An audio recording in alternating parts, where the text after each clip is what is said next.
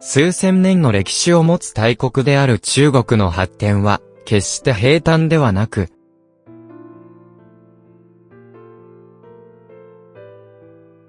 歴史の流れの中で何度も大きな挫折を味わってきたのです。もし、このような大きな挫折がなかったら、中国の古代文明は、ヨーロッパに先駆けて、近代文明へと加速していたかもしれない。今日は、中国史上で起こった3つの文明の後退について、お話します。第1次、五胡の侵略。五胡の侵略の原因は2つあり、1つは八王の乱の後に中原勢力が空虚であり、もう1つは気候です。長年にわたる北方の異常気象により、草や食べ物に異常が生じ、遊牧民は南方へ食料を奪いに行かなければならなくなった。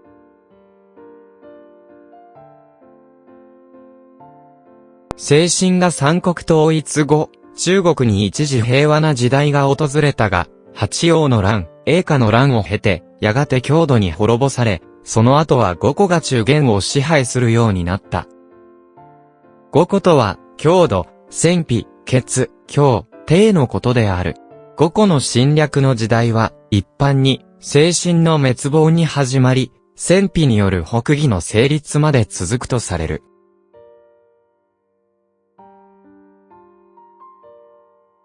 歴史によると、西晋の末期には、全国2000万人の人口があったそうです。少なくとも北部2500万人の人口があったが、五胡の侵略以降、人口は激減し、漢民族は北部にせいぜい400万人程度しか残らなかったと言われている。西暦349年に、胡人の人口は漢人のそれをはるかに上回り、漢人の約500万人に対して、北部の匈奴、鮮卑、羯、鄭、羌などの非漢民族はわずか600万人であったと言われています。一方で、東漢、魏、秦など時代から、西北の胡人や北部の鮮卑など、様々な理由で500から600万人ほどが、次々と中原に移り住んだが、超高南部に入植した東晋の人口は300万人ほどでしかなかった。この頃、中国北部の胡人は数で圧倒的に優位に立ち、漢民族は血統が乱れ、混在した共同生活を送っていた。胡人が漢人に対する戦乱と虐殺は次第に東晋の国境にも及んでいった。五胡の侵略は、漢民族を虐殺し、豚や犬のようにさえ扱われた。この時期は、漢民族が滅亡に近い状態であった、歴史家は一般に考えています。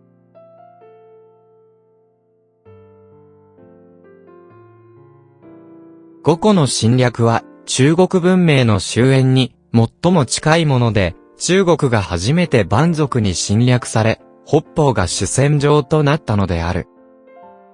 束の間の平和を経て、中国は再び分裂の時代へ。野蛮な土地から来た野蛮人は、原始的な人肉食の性質を未だに持ち、奴隷社会の中で少数派として、政権を構築、内紛、絶滅のサイクルを繰り返していたのである。支配階級が権力を握った後は、強引、暴虐的であった。北部の漢民族は2400万人から400万人へと6分の5に減少した。漢民族はほぼ完全に殺戮され、各文明は何年後退したかわからないほどであった。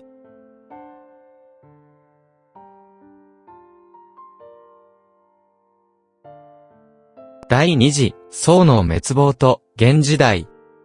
西洋の学者により、当時のヨーロッパの君主の生活は、宋のと、殿領の門を守る兵士の生活と比べ物にならないという人もいる。また、宋は、当時の科学技術や文化が、世界の最先端を走っており、工場生産などの資本主義まで登場し、民衆の豊かさや、経済的な繁栄が見られた。経済は、唐の時代より、はるかに優れていた。そのような文化的進歩の機会を、北方からの遊牧民の侵入によって、中断されたのである。宋の繁栄した経済、技術、文化、文明の進歩は大きく制限され、徐々に解放していった封建文明は急速に衰退し始め、その結果、中国の後期封建王朝は近代文明への進出の機会を得ることができなかったのである。北からの遊牧民の侵入が続き、人口が激減し、生産水準もストレートに低下した。馬を乗せて世界を取った遊牧民にとって統治することはまさに難しいことだった。彼らは狂信的、あるいは野蛮な支配を採用した。草原の政治システムを中原に持ち込む。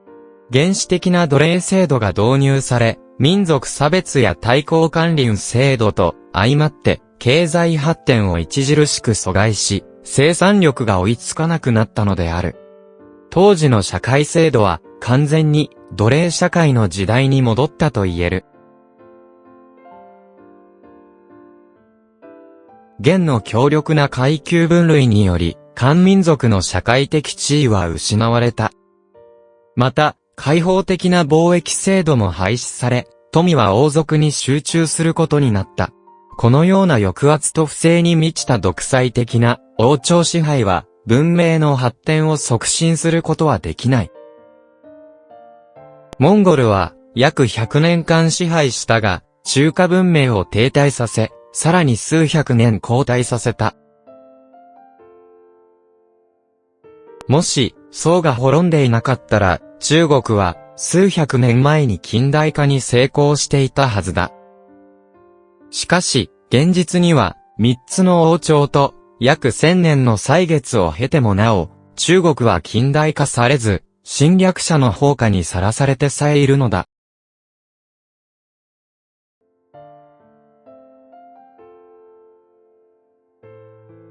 第3次、甲信の変と満州国の治世。1644年、李治清の軍隊が北京に侵攻し、崇禎帝が首吊り自害した。北京が国家の首都となってから、非政府の軍隊に占領されたのは、中国史上初のことであった。1644年は甲信の年であったため、甲信の変と呼ばれた。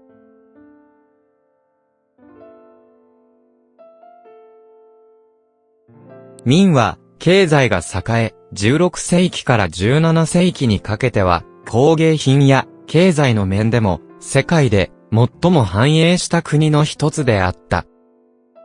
明初期の海禁政策は商業をある程度抑制したが、明の隆慶元年1567年に海禁が解かれると、海外貿易が活性化し、最盛期に外交船トン数が18000トンに達した。当時の世界総量の 18% を占めたという。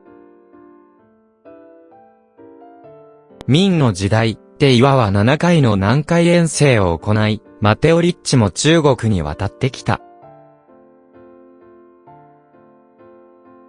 明は比較的に開放性がある文化が発展した時代でした。戯曲や小説、詩文のほか、思想家である高僧義、古遠部、欧風子、願元、法一、東晋、風山、陳覚などの優れた学者が現れ、中に君主制に目を向けて批判する人もいた。秦の歴史に詳しい人なら、中国史上、中原の漢族文化にとって最大の災厄となった文字の獄を知っているはずだ。文字の獄は、漢民族全体の言論の自由を奪っただけでなく、文化の発展を完全に停止させたのである。秦と元は両方とも同じく少数民族ですが、中原を支配していた。違うのは、秦が漢民族の文化を積極的に学んでいた。しかし、秦の支配者たちは自分たちに自信がないまた、漢民族に見下されないために、文字の獄を施行した。非常に愚かにも、漢民族に非常識な文化的恐怖を押し付けることによって、自分たちの権威を主張しようとしたのである。また、満州支配の特徴は、政治で偏狭な民族政策を採用、経済で商業より農業が優先され、資本主義の方が抑制されたことであった。科学技術の成果はあるものの、徐々に遅れをとっており、実践せずに大きなアイデアを語るだけだった。科学技術の知識を国の発展に生かすことができず、古書の文化財を破壊し、歴史の捏造まで、知識人は怒りでも、あえて口にしない。政治的硬直性、文化的独裁、思想の不自由、鎖国などにより、科学技術の発展は足踏み状態であった。ついに、中国文化は世界に遅れを取るようになり、やがて列強の侵略を受けるようになった。中国史上における3つの文明交代が、中国文明は数百年を後退させ、そのため中国は近代に入る際に、世界の主要国より遅れてしまった。最後までご覧をいただき、誠にありがとうございました。また次の動画で会いましょう。